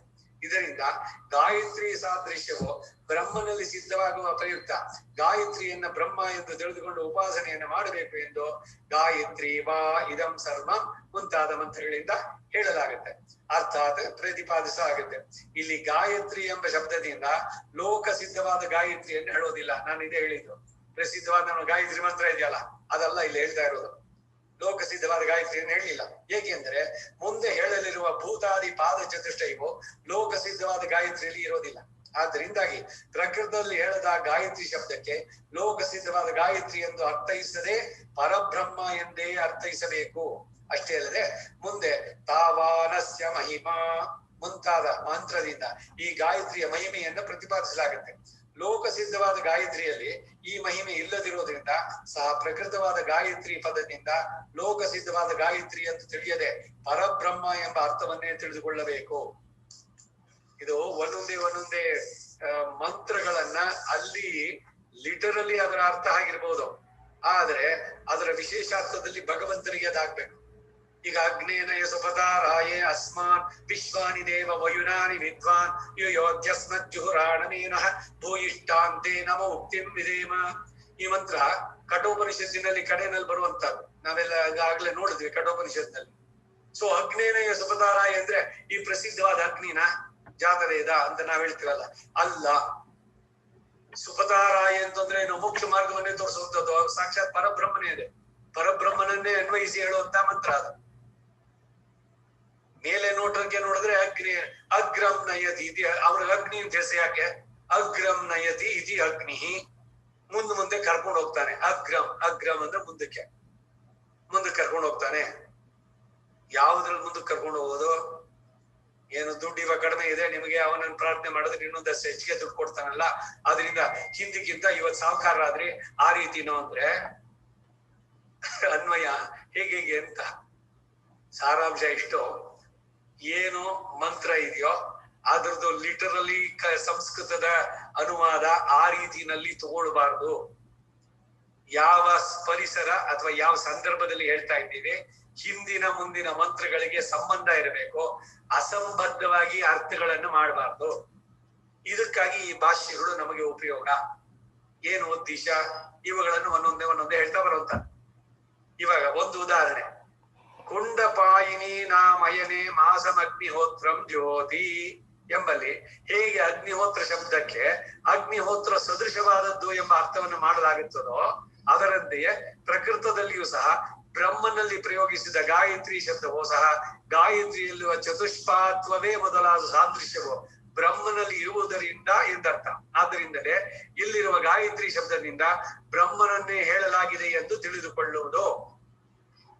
ಇಲ್ಲಿರುವ ವೈ ಎಂಬ ಶಬ್ದಕ್ಕೆ ನಿರ್ಧಾರ ಅಥವಾ ನಿತ್ಯ ಎಂಬುದಾಗಿ ಅರ್ಥ. ಆದ್ದರಿಂದ ಬ್ರಹ್ಮನೇ ಕಣ್ಣಿಗೆ ಕಾಣುವ ಸಕಲ ಭೂತಾತ್ಮಕತ್ವವು ಬ್ರಹ್ಮನಿಗೆ ಇರುವುದು ಎಂದರ್ಥ. ಇದರಿಂದ ಬ್ರಹ್ಮನಿಗೆ ಇರುವ ಭೂತರೂಪವಾದ ಪಾದವನ್ನ ನಿರೂಪಿಸಿದಂತಾಯಿತು. ಮತ್ತೆ ಇಲ್ಲೂ ಕೂಡ ಹಿಂದಿನ ಹೇಳಿದ್ ನಾನು, ಈಗ ಈ ಬ್ರಹ್ಮ ಅಂತ ಇಲ್ಲಿ ಬಂದಿದ್ದ ಪದ ಈ ಚತುರ್ಮುಖ ಬ್ರಹ್ಮ ಅಲ್ಲ, ಸರಸ್ವತಿ ಪದಿ ಅಲ್ಲ, ಪರಬ್ರಹ್ಮವನ್ನೇ ಹೇಳಿದ್ದು. ಹಾಗೆ ಗಾಯತ್ರಿ ಶಬ್ದದ ಪ್ರವೃತ್ತಿಗೆ ಕಾರಣವಾದಂತಹ ಗಾನ ತ್ರಾಣಕರ್ತೃತ್ವ ಬ್ರಹ್ಮನಲ್ಲಿ ಇರೋದರಿಂದ ದ್ವೈವಿಧ್ಯವು ಎರಡು ವಿಧ, ದ್ವಿವಿಧ ದ್ವೈವಿಧ್ಯ. ಇದರಿಂದ ವಾಗ್ವೈ ಗಾಯತ್ರಿ ಎಂಬ ಮಂತ್ರ ಭಾಗದಿಂದ ಹೇಳ್ತಾರೆ. ಗಾಯತ್ರಿ ಸದೃಶವಾದ್ದರಿಂದ ಗಾಯತ್ರಿ ಎಂದು ಕರೆಸುವ ಬ್ರಹ್ಮವು ವಾಗ್ರೂಪ ವಿಶಿಷ್ಟವಾಗುವುದು ಎಂದರ್ಥ. ಶಬ್ದ ಮೂರ್ತಿ ಧರಸ್ಯೈತದ್ ರೂಪಂ ವಿಷ್ಣುರ್ ಮಹಾತ್ಮನಃ ಎಂಬುದಾಗಿ ಪರಾಶರ ಸ್ಮೃತಿ ಮೊದಲಾದವುಗಳಲ್ಲಿ ಬ್ರಹ್ಮನಿಗೆ ಶಬ್ದ ರೂಪವೂ ಸಹ ಇದೆ ಎಂದು ಹೇಳಲಾಗಿದೆ. ಈಗ ಬ್ರಹ್ಮನಿಗೆ ನಾವು ಅವನಿಗೊಂದು ರೂಪ ಉಂಟ? ನಮ್ಮ ಪ್ರಕಾರ ದಿವ್ಯ ಮಂಗಳ ವಿಗ್ರಹ, ಎಲ್ಲ ದೋಷಗಳಿಂದ ದೂರ ಆದವ. ಅವನಿಗೆ ಆಕಾರ ಇಲ್ಲ, ಗುಣ ಇಲ್ಲ, ನಿರ್ಗುಣ, ನಿರಾಕಾರ, ಇವೆಲ್ಲ ನಿಷ್ಕ್ರಿಯ, ಇವೆಲ್ಲ ಅಲ್ಲಿ ಹೇಳುವಂತದ್ದು ಬೇರೆ ಬೇರೆ ಇವರಲ್ಲಿ. ನಾವು ಅವನಿಗೆ ದಿವ್ಯವಾದಂತ ರೂಪ ಇದೆ, ಹಾಗೇನೆ ಅವನಿಗೆ ವಾಕ್ ರೂಪದಲ್ಲೂ ಅವನು ಇರಬಲ್ಲ. ಈಗ ನಾವು ಭಾಗವತ ಇದ್ ಮಾಡ್ಬೇಕಾದ್ರೆ ಧ್ಯಾನ ಶ್ಲೋಕದಲ್ಲಿ ಪ್ರತ್ಯಕ್ಷಂ ಕೃಷ್ಣ ಏವಹಿ ಅನ್ನೋ ಪದವಂತು. ಈ ಪುಸ್ತಕ ಇದು after all made of paper, bind ಇದು ಹಾಕಿ ಮಾಡಿದ್ದಾರೆ. ಇದು ಹೆಂಗ್ ಭಗವಂತನಾಗತ್ತೆ ಅಂದ್ರೆ ಇಲ್ಲಿರೋ ಶ್ಲೋಕದಲ್ಲಿ ಎಂದಿದ್ದಾನೆ. ಈಗ ರಹಸ್ಯತ್ರಯ ಸಾರದಲ್ಲಿ ವೇದಾಂತ ದೇಶಿಕರೇ ರಹಸ್ಯತ್ರಯ ರೂಪದಲ್ಲಿ, ಗ್ರಂಥ ರೂಪದಲ್ಲಿ ಇಂತಹ ಧ್ಯಾನ ಶ್ಲೋಕ ಇದೆ ನೋಡಿ. ಹಾಗೆ ಭಗವಂತ ಆ ರೂಪದಲ್ಲಿ ವಾಗ್ ರೂಪದಲ್ಲೂ ಇರಬಲ್ಲ. ದಿವ್ಯ ಮಂತ್ರ ವಿಗ್ರಹವೂ ಇದೆ, ಅದರ ಜೊತೆಗೆ ಈ ರೂಪದಲ್ಲೂ ಇರಬಹುದವನು ಅಂತ ಅದನ್ನ ಇಲ್ಲಿ ಹೇಳ್ತಾ ಇದ್ದಾರೆ. ಅದಕ್ಕೆ ಈ ಪರಾಶರ ಸ್ಮೃತಿ ಇವುಗಳನ್ನ ಕೊಟ್ರು. ವಾಗ್ರೂಪವಾದ ಈ ಬ್ರಹ್ಮ ಸಕಲ ಭೂತಗಳನ್ನ ಹೆಸರಿಸುತ್ತದೆ ಮತ್ತು ಇದು ನಿನಗೆ ಹಿತವಾದದ್ದಾದ್ದರಿಂದ ಇದನ್ನು ಮಾಡು, ಇದು ನಿನಗೆ ಹಿತವಲ್ಲವಾದ್ದರಿಂದ ಇದನ್ನು ಮಾಡಬೇಡ ಎಂಬುದಾಗಿ ಹಿತ ಅಹಿತ ವಿಭಾಗದಿಂದ ವಿಧಿ ನಿಷೇಧಗಳನ್ನ ಮಾಡುತ್ತೆ. ಇದನ್ನೇ ನಾವು ಶಾಸ್ತ್ರ ಅಂದ್ವಿ. ವಿಧಿ ನಿಷೇಧಗಳನ್ನ ತಿಳಿಸುವಂತದ್ದು. ಮಾಡಿದವನು ಯಾರು? ಅವನೇ ಪರಬ್ರಹ್ಮ, ಅವನೇ ವಾಗ್ರೂಪದಿಂದ ಮಾಡಿದ್ದು. ಅದಕ್ಕೇನೆ ಅವನು ಹೇಳಿದ್ದು ಶ್ರುತಿ ಸ್ಮೃತೈ ಮಮೈ ವಾಜ್ಞ ಯಸ್ತ್ವ ಉಲ್ಲಂಘ್ಯತೆ ನರಹ. ಯಾರು ನನ್ನ ಆಜ್ಞೆಯನ್ನು ಉಲ್ಲಂಘಿಸ್ತಾರೋ ಅವನು ದ್ರೋಹಿ, ಮಮ ದ್ರೋಹಿ, ನ ಭಕ್ತೋಪಿ ವೈಷ್ಣವ. ನನ್ನ ಭಕ್ತನಾದ್ರೂ ಅವನು ವೈಷ್ಣವನಲ್ಲ ಅಂತ ಶಾಸ್ತ್ರಕ್ಕೆ ವಿರುದ್ಧವಾಗಿ ಮಾಡಬಾರದು. ಯಾಕೆ? ಶಾಸ್ತ್ರ ಭಗವಂತನೇ ಮಾತು. ಆ ಶಾಸ್ತ್ರ ಅನ್ನೋದೇನು? The do's and don'ts. ಎಲ್ಲ ಸ್ಮೃತಿಗಳು ಅಷ್ಟೇ. ಸಮಥಿಂಗ್ ಲೈಕ್ ಎ ಕಾನ್ಸ್ಟಿಟ್ಯೂಷನ್, ಸಂವಿಧಾನ. ಈ ಸಂವಿಧಾನ ಯಾರು ಮಾಡಿದ್ರು? ಈಗೇನೋ ಅದು ಅಂಬೇಡ್ಕರ್ ಮಾಡೋದು, ಅದಾದ್ಮೇಲೆ ತಿದ್ದುಪಡಿ ಬಂತು, ಇದೆಲ್ಲ. ಈಗ ಅದನ್ನ ಯಾರು ವಿರೋಧಿಸಕ್ ಸಾಧ್ಯನಾ? ಅದಕ್ಕೆ ವಿರೋಧಿಸಿದ್ರೆ ಅದಕ್ಕೆ ಶಿಕ್ಷೆ ಇದೆ. As per section so and so you are punish ಅಂತಾರೆ. ಯಾವನ್ ಮಾಡೋದು ಸೆಕ್ಷನ್ ಯಾರು ಕೇಳ್ತಾರ? Because we have accepted that as constitution ನಮ್ದು. ಅದರಲ್ಲಿ ಹೇಳಿದಂತ ರೂಲ್ಸ್ ಏನಿದೆಯೋ ಅದನ್ನ ಫಾಲೋ ಮಾಡಬೇಕು. ಅದಕ್ಕೆ ವಿರುದ್ಧವಾಯ್ತು ಅಂದ್ರೆ ಆ ಸೆಕ್ಷನ್ ಪ್ರಕಾರ ಅವನಿಗೆ. ಹಾಗೆ ಭಗವಂತಂದು ಕೂಡ ಅಷ್ಟೇ. V have accepted. ಭಗವಂತನ ಶಾಸ್ತ್ರವನ್ನ ನಾವು ಗಮನಿಸ್ತೀವಿ, ಅದಕ್ಕೆ ಮಾನ್ಯ ಮಾಡ್ತೇವೆ, ಅದರಂತೆ ನಾವು ನಡೀಬೇಕು. ಅದಕ್ಕೆ ವಿರುದ್ಧವಾದನ್ನು ನಡಿಬಾರ್ದು. ಹೀಗೆ ನಡೆದ್ರೆ ಯು ವಿಲ್ ಬಿ ರಿವಾರ್ಡೆಡ್, ಅದಕ್ಕೆ ವಿರುದ್ಧವಾಗಿ ನಡೆದ್ರೆ ಯು ವಿಲ್ ಬಿ ಪನಿಶ್. ಈ ತರದಲ್ಲಿ ವಿಧಿ ನಿಷೇಧಗಳನ್ನು ತಿಳಿಸುವಂತ. ಹೀಗೆ ಗಾನ ಹಾಗೂ ರಕ್ಷಣೆ ಮಾಡೋದ್ರಿಂದ ಈ ಬ್ರಹ್ಮವನ್ನ ಗಾಯತ್ರಿ ಎಂದು ಕರೆಯಲಾಗುತ್ತೆ. ಇದರಿಂದ ಭೂತಾತ್ಮಕವಾದ ಪಾದವನ್ನುಳ್ಳ ಬ್ರಹ್ಮನಿಗೆ ಗಾನ ತ್ರಾಣ ಕರ್ತೃತ್ವ ಎಂಬ ದ್ವೈವಿಧ್ಯವನ್ನು ಹೇಳಿದಂತಾಯಿತು. ಇದಿಷ್ಟು ರಂಗರಾಮಾನುಜ ಭಾಷ್ಯದ ಅನುವಾದ. ಮುಂದಕ್ಕೆ ಭಾಷ್ಯ ಸಾರ. ಇದು ಗೋಪಾಲಾನಂದ ಮತ್ತು ರಾಮಾನಂದ ಅವರ ವ್ಯಾಖ್ಯದಿಂದ ತಗೊಂಡಿದ್ದು. ಇದು ಸ್ವಲ್ಪ ಚರ್ಚೆ ಜೋರಾಗಿದೆ, ನೋಡಿ, ಚೆನ್ನಾಗಿರುತ್ತೆ, ಕೇಳಿ. ಇಲ್ಲಿಯವರೆಗೆ ಆದಿತ್ಯನನ್ನ ದೇವ ಮಧು ಎಂದು ತಿಳಿದು ಉಪಾಸನೆಯನ್ನು ಮಾಡಬೇಕೆಂಬುದಾಗಿ ಮಧುವಿದ್ಯೆಯನ್ನ ಹೇಳಿ, ಆ ಮಧುವಿದ್ಯೆಯ ಉಪಾಸನೆಯಿಂದ ಉಂಟಾಗುವ ಫಲವನ್ನ ಸಹ ಅನೇಕ ಮಂತ್ರಗಳಿಂದ ವಿವರಿಸಲಾಯಿತು. ಇದು ಸಮ್ಮಪ್ ಮಾಡ್ತಾ ಇರೋದು ಮಧುವಿದ್ಯೆ ಇದರಲ್ಲಿ. ಈಗ ಈ ಖಂಡದಿಂದ ಆರಂಭಿಸಿ 12ನೇ ಖಂಡ, ದ್ವಾದಶ ಖಂಡ, ಅದರಲ್ಲಿ ಆರಂಭಿಸಿ ಗಾಯತ್ರಿಯಂತೆ 6 ವಿಧಗಳನ್ನ ಹಾಗೂ 4 ಪಾದಗಳನ್ನು ಹೊಂದಿರೋದ್ರಿಂದ ಗಾಯತ್ರಿಯ ಸಾಮ್ಯವು ಬ್ರಹ್ಮನಲ್ಲಿದೆ. ಆದ್ದರಿಂದ ಅಂತಹ ಬ್ರಹ್ಮನನ್ನೇ ಗಾಯತ್ರಿ ಎಂದು ತಿಳಿದು ಉಪಾಸನೆ ಮಾಡಬೇಕು ಎಂದು ನಿರೂಪಿಸಲಾಗುವುದು. ನಮ್ಮ ಕಣ್ಣಿಗೆ ಕಾಣುವ ಈ ಎಲ್ಲ ಜಗತ್ತು ಸಹ ಗಾಯತ್ರಿ ರೂಪವಾಗಿದೆ. ಇದು ವ್ಯಕ್ತವಾಗಿ ಕಾಣುವಂತ ಪ್ರಪಂಚ. ನಿಮ್ಮ ಮುಂದೆ ಕಾಣುವಂತಹ ಚೇತನ ಅಚೇತನ, ಯಾವುದಕ್ಕೆ ಏನು ಒಂದು ಹೆಸರು, ಒಂದು ರೂಪ, ಆಕಾರ ಇದೆಯೋ, ನಾಮ ರೂಪಗಳಿಗೆ ವ್ಯಕ್ತವಾಗಿರುವಂತಹ ವ್ಯಷ್ಟಿ ಸೃಷ್ಟಿ, ಸಮಷ್ಟಿ ಸೃಷ್ಟಿ ಅಂತ ಹೇಳ್ತಾರ, ಸ್ಥೂಲವಾಗಿ ಕಣ್ಣಿಗೆ ಕಾಣಿಸುವಂತಹದ್ದು. ಅದನ್ನ ಇಲ್ಲಿ ಹೇಳ್ತಾ ಇದೆ. ಲೋಕ ಪ್ರಸಿದ್ಧವಾದ ಗಾಯತ್ರಿ ಅಲ್ಲ ಇದು ಗಾಯತ್ರಿ ಅಂದ್ರೆ, ಆದರೆ ಪರಬ್ರಹ್ಮ ಎಂದೇ ಅರ್ಥ. ಏಕೆಂದರೆ ಗಾಯತ್ರಿಯ ಸಾಮ್ಯವು ಬ್ರಹ್ಮನಲ್ಲಿದೆ. ಈ ಹೇಗೆ ಅಂತಂದ್ರೆ, ಇಂದ್ರ ಶಚೀಪತಿ ಬಲೇನ ಪೀಡಿತ ದುಶ್ಚವನೋ ವೃಷ ಸಮಿತ್ಸು ಸಹಿ ಎಂಬುದು ಒಂದು ಗಾಯತ್ರಿ ಛಂದಸ್ಸುಳ್ಳ ಮಂತ್ರ. ಈ ಮಂತ್ರದಲ್ಲಿ 1 ಇಂದ್ರ ಶಚೀಪತಿ ಮೊದಲನೇ ಪಾದ, 2ನೇದು ಬಲೇನ ಪೀಡಿತ, 3 ದುಶ್ಚವನೋ ವೃಷ, 4 ಸಮಿತ್ಸು ಸಹಿ ಎಂಬ 4 ಪದಗಳಿವೆ. ಮತ್ತು ಪ್ರತಿ ಪಾದದಲ್ಲಿಯೂ 6 ಅಕ್ಷರಗಳಿವೆ. ಆದ್ದರಿಂದ ಈ ಗಾಯತ್ರಿಯನ್ನ ಷಡ್ವಿಧ ಗಾಯತ್ರಿ ಅಂತ ಹೇಳಲಾಗುತ್ತೆ. ಇದರಂತೆ ಬ್ರಹ್ಮನಿಗೂ ಸಹ 4 ಪಾದಗಳಿವೆ. ಈ 4 ಪಾದಗಳಲ್ಲಿ ಸಕಲ ಪ್ರಾಣಿಗಳನ್ನ ಹೇಳುವ ಆತ್ಮಗಳ ಅರ್ಥಾತ್ ಜೀವಗಳ ಸಮೂಹವೇ ಮೊದಲನೆಯ ಪಾದ. ಆ ಆತ್ಮರುಗಳು ತಮ್ಮ ತಮ್ಮ ಕರ್ಮಗಳಿಂದ ಸಂಪಾದಿಸುವ ಭೋಗವನ್ನು ಅನುಭವಿಸುವ ಸ್ಥಾನವಾದ ಪೃಥ್ವಿ ಲೋಕ 2ನೇ ಪಾದ. ಅವರವರು ಮಾಡಿದಂತಹ ಕರ್ಮದ ಫಲವನ್ನ ಅನುಭವಿಸುವುದಕ್ಕಾಗಿ ಅದು 2ನೇ ಪಾದ. ಆತ್ಮನ ಆವಾಸ ಸ್ಥಾನವಾಗಿರುವ ಹೃದಯ ರೂಪವಾದ ಸ್ಥಾನ ವಿಶೇಷವೇ ಅದು 4ನೇದಾಯ್ತು. 3ನೇದು ಆ ಭೋಗವನ್ನು ಅನುಭವಿಸುವ ಸಾಧನವಾದ ಶರೀರಗಳು 3ನೇ ಪಾದ ಎನಿಸಿತು.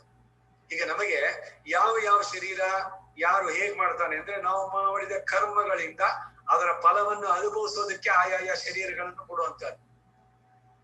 ಶರೀರ ಯಾಕೆ ಭಗವಂತ ಕೊಡ್ತಾನೆ? ಪ್ರಾಣಿ ಶರೀರವೋ ತಿರ್ಯಕ್ಕೋ ಮತ್ತೊಂದು ಅಂದ್ರೆ ಅವನವನು ಮಾಡಿದ ಕರ್ಮದಿಂದ ಅಲ್ಲಿ ಆ ಶರೀರದಲ್ಲಿ ಅವನು ಏನ್ ತಿಂತಾನೋ ಏನ್ ತಿನ್ನಲ್ವೋ ಪ್ರತಿಯೊಂದು ಕೂಡ ಇವನ ಕರ್ಮಾಯುತವಾಗಿ ಈ ಶರೀರದಲ್ಲಿ ನಾವು ಏನನ್ನ ಅನುಭವಿಸ್ತೀವೋ ಸುಖವೋ ದುಃಖವೋ ಶೀತ ಉಷ್ಣ ಮಾನ ಅಪಮಾನ ಪ್ರತಿ ಒಂದು ಕೂಡ ಡಿಪೆಂಡಿಂಗ್ ಆನ್ ಅವರ್ ಕರ್ಮ ಪ್ರೀವಿಯಸ್ ಕರ್ಮ ಅದರ ಪ್ರಕಾರದಂತೆ ಇದು ಅದರಂತೆ ಎಲ್ಲ ನಡ್ಕೊಂಡು ಹೋಗುತ್ತೆ. ಅದಕ್ಕೆ ಇದನ್ನೇನು ಚೇಂಜ್ ಮಾಡೋಕ್ಕಾಗಲ್ಲ. ಒಂದಗಳು ಹೆಚ್ಚಿರೋದು ಒಂದಗಳು ಕೊರೆ ಇರೋದು ತಿಂದ ನಿನ್ನ ಅನ್ನ ಋಣ ತೀರಿದಾಗ ಪಯಣ ಅಂದ್ರು.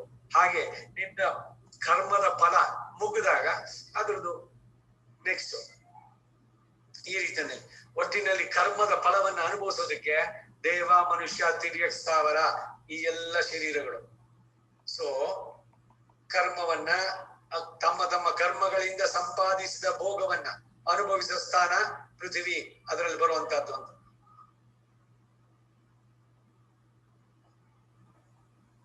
ಆತ್ಮನ ಆವಾಸ ಸ್ಥಾನವಾಗಿರುವ ಹೃದಯ ರೂಪವಾದ ಸ್ಥಾನ ವಿಶೇಷವೇ 4ನೇ ಪಾದ ಎನಿಸುತ್ತದೆ. ಹೀಗೆ ಭೂತ ಪೃಥ್ವಿ ಶರೀರ ಹಾಗೂ ಹೃದಯ ಎಂದು ಈ ಬ್ರಹ್ಮನಿಗೆ 4 ಪಾದಗಳು. ಇದರಲ್ಲಿ ಭೂತ ಪಾದದಲ್ಲಿ ಗಾನ ಕರ್ಮತ್ವ ಹಾಗೂ ತ್ರಾಣ ಕರ್ಮತ್ವ ಎಂಬ 2 ದ್ವೈವಿಧ್ಯ ಇದೆ. ಪೃಥ್ವಿ ಎಂಬ ಪಾದದಲ್ಲಿ ಸರ್ವಭೂತ ಆಶ್ರಯತ್ವ ಹಾಗೂ ಸರ್ವಭೂತ ಅನಿವರ್ತ್ಯತ್ವ ಎಂಬ ದ್ವೈವಿಧ್ಯ ಇದೆ. ಶರೀರ ಹಾಗೂ ಹೃದಯಗಳೆಂಬ ಪಾದಗಳಲ್ಲಿ ಪ್ರಾಣ ಪ್ರತಿಷ್ಠಾತ್ವ ಪ್ರಾಣ ಪ್ರತಿಷ್ಠಾನತಿವರ್ತಿತ್ವ ಎಂಬ ದ್ವೈವಿಧ್ಯ ಇದೆ. ಒಂದೊಂದರಲ್ಲೂ ದ್ವಂದ್ವಗಳು ಎರಡರಲ್ಲಿ ಈ ಪ್ರಭೇದ ಇರುವುದರಿಂದ ಒಂದೊಂದಕ್ಕೆ 4ರಲ್ಲೂ 2 ಹೇಳಿ ಬಂದ್ರು, 4 2 8 ಅಂದ್ರು. ಪ್ರಭೇದ ಇರೋದ್ರಿಂದ 8 ವಿಧದಂತೆ ಕಂಡರೂ ಸಹ 2ರಲ್ಲಿಯೂ ಇರುವ ಪ್ರಭೇದಗಳು ಒಂದೇ ಆದ್ದರಿಂದ 6 ಪ್ರಭೇದ ಎಂದೇ ತಾತ್ಪರ್ಯ. ಹೀಗೆ ಗಾಯತ್ರಿ ಅಂತ ಬ್ರಹ್ಮನಲ್ಲಿಯೂ ಸಹ ಚತುಷ್ಪಾರ್ಥವ ಹಾಗೂ ಷಡ್ವಿಧಗಳು ಇದ್ದೇ ಇವೆ. ಆದ್ದರಿಂದ ಬ್ರಹ್ಮನಲ್ಲಿ ಗಾಯತ್ರಿ ಸಾದೃಶ್ಯ ಇರೋದರಿಂದ ಗಾಯತ್ರಿಯನ್ನ ಬ್ರಹ್ಮ ಎಂದು ತಿಳಿದು ಉಪಾಸನೆ ಮಾಡಬೇಕು. ಇದನ್ನೇ ಗಾಯತ್ರಿ ವಾ ಇದಂ ಸರ್ವಂ ಮುಂತಾದ ವಾಕ್ಯದಿಂದ ಹೇಳಿದ್ದಾರೆ. ಸಾದೃಶ್ಯದಿಂದಲೇ ವ್ಯವಹಾರ ಕಂಡಿದೆ ಎಂಬುದನ್ನ ಕುಂಡಪಾಯಿನಿ ನಾಮಯನೇ ಮಾಸಂ ಅಗ್ನಿಹೋತ್ರಂ ಜ್ಯೋತಿ ಎಂಬ ವಾಕ್ಯದ ದೃಷ್ಟಾಂತದಿಂದ ಹೇಳ್ತಾರೆ.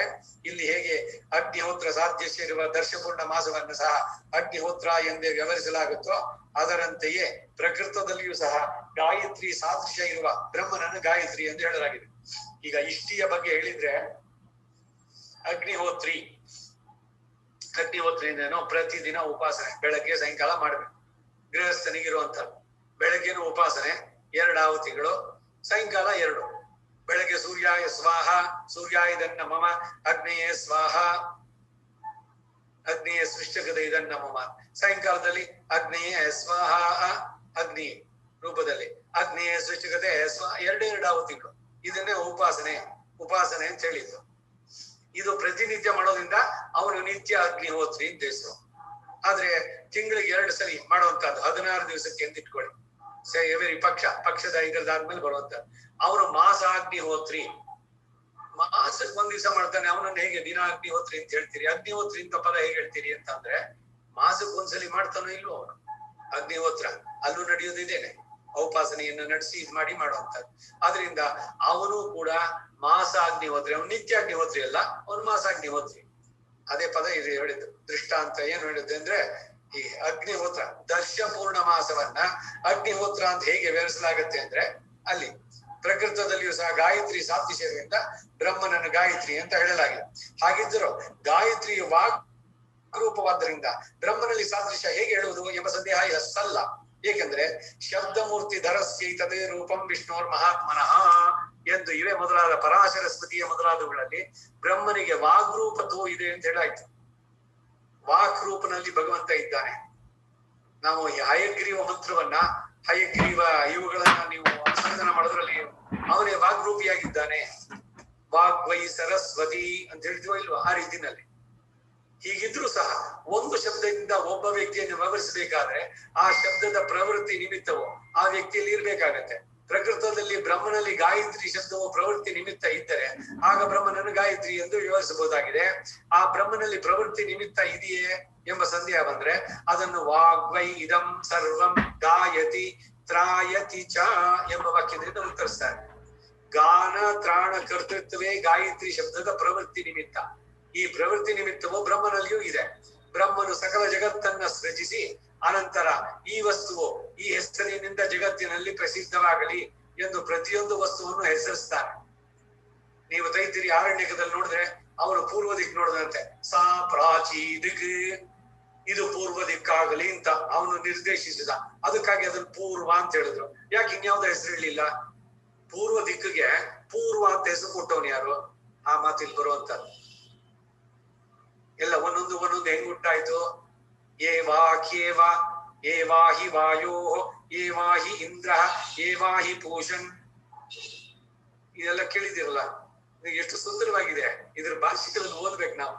ತೈತಿರಿಯ ಉಪನಿಷತ್ತು, ಸೃಷ್ಟಿಯ ಕ್ರಮ, ಇವುಗಳನ್ನೆಲ್ಲ ತಿಳಿಸ್ಬೇಕಾದ್ರೆ ಹಾಗೆ ಭಗವಂತನಿಗೆ ಅದನ್ನ ಆ ಹೆಸರನ್ನು ಇಡ್ತಾನೆ.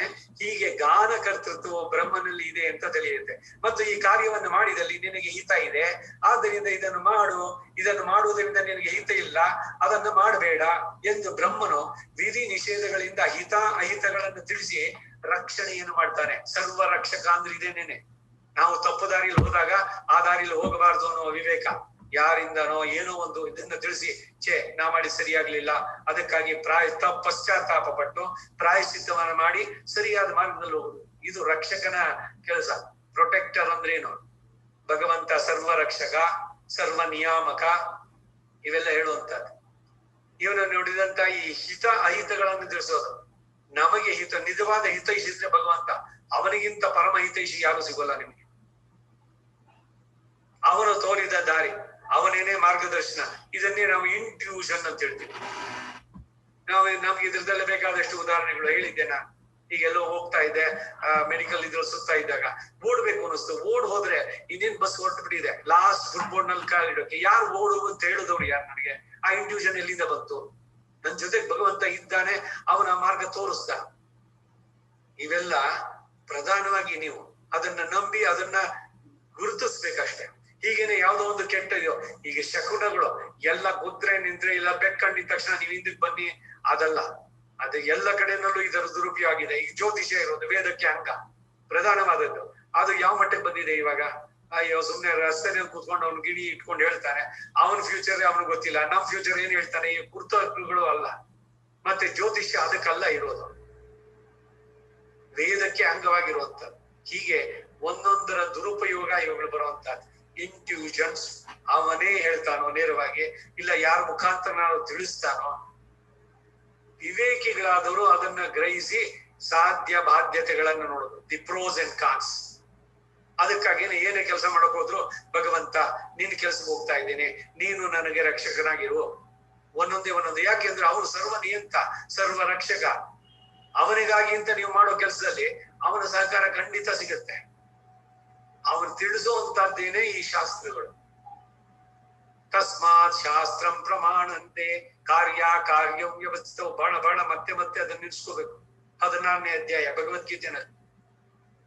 ಹೀಗೆ ಹಿತಾಹಿತಗಳನ್ನ ತಿಳಿಸಿ ಲೋಕದ ರಕ್ಷಣೆ, ಚೇತನನ ರಕ್ಷಣೆಯನ್ನು ಮಾಡ್ತಾನೆ. ಇದರಿಂದ ತ್ರಾಣಕರ್ತೃತ್ವ ಬ್ರಹ್ಮನಲ್ಲಿದೆ. ತ್ರಾಹಿ ಪಾಹಿ ಅಂತೆಲ್ಲ ಹೇಳ್ತೀವಿ ನಾವು. ಪಾಹಿ ಮಾಂ, ನನ್ನನ್ನು ರಕ್ಷಿಸು. ತ್ರಾಣ ಅದೇ ನನ್ನನ್ನ, ಅದ್ರೂ ಕೂಡ ಅದೇ ಅರ್ಥ, ರಕ್ಷಣೆ. ಇದು ಬ್ರಹ್ಮನಲ್ಲಿದೆ. ಆದ್ದರಿಂದ ಬ್ರಹ್ಮನಲ್ಲಿ ಗಾಯತ್ರಿ ಶಬ್ದ ಪ್ರವೃತ್ತಿ ನಿಮಿತ್ತ ಇದೆ ಎಂದು ಸಿದ್ಧವಾಗುತ್ತೆ. ಅಷ್ಟೇ ಅಲ್ಲದೆ ಮುಂದೆ ಹೇಳುವ ಭೂತಾದಿ ಪಾದ ಚತುಷ್ಟಯ ಲೋಕ ಪ್ರಸಿದ್ಧವಾದಂತಹ ಗಾಯತ್ರಿಯಲ್ಲಿ ಇಲ್ಲವಾದ್ದರಿಂದ ಪ್ರಕೃತದಲ್ಲಿ ಹೇಳಿದ ಗಾಯತ್ರಿ ಶಬ್ದಕ್ಕೆ ಬ್ರಹ್ಮನೆಂದೇ ಅರ್ಥ ಮಾಡಬೇಕು ಎಂಬುದು ಈ ಮಂತ್ರದ ಒಟ್ಟು ಸಾರಾಂಶ. ನೋಡಿ, ಒಂದೊಂದೇ ಮಾತು ತಗೊಂಡಾಗ ಪ್ರಸಿದ್ಧವಾದಂತಹ ಬಳಕೆನಲ್ಲಿರುವ ಗಾಯತ್ರಿ ಶಬ್ದಕ್ಕೂ ಇಲ್ಲಿ ಹೇಳಿದ ಗಾಯತ್ರಿಗೂ ಹೇಗೆ ಅನ್ನೋದನ್ನ ಸ್ಪಷ್ಟವಾಗಿ ಹೇಳ್ತಾರೆ. ಭಾಷ್ಯಗಳ ಸೊಗಸು ಇದು. ಈ ಜಾಗದಲ್ಲಿ ನಿಲ್ಲಿಸ್ಕೊಂಡಿರೋಣ. 2ನೇ ಮಂತ್ರ ಮುಂದಿನ ವಾರ ನೋಡೋಣ. ಸರ್ವಂ ಶ್ರೀ ವಾಸುದೇವಾರ್ಪಣಮಸ್ತು.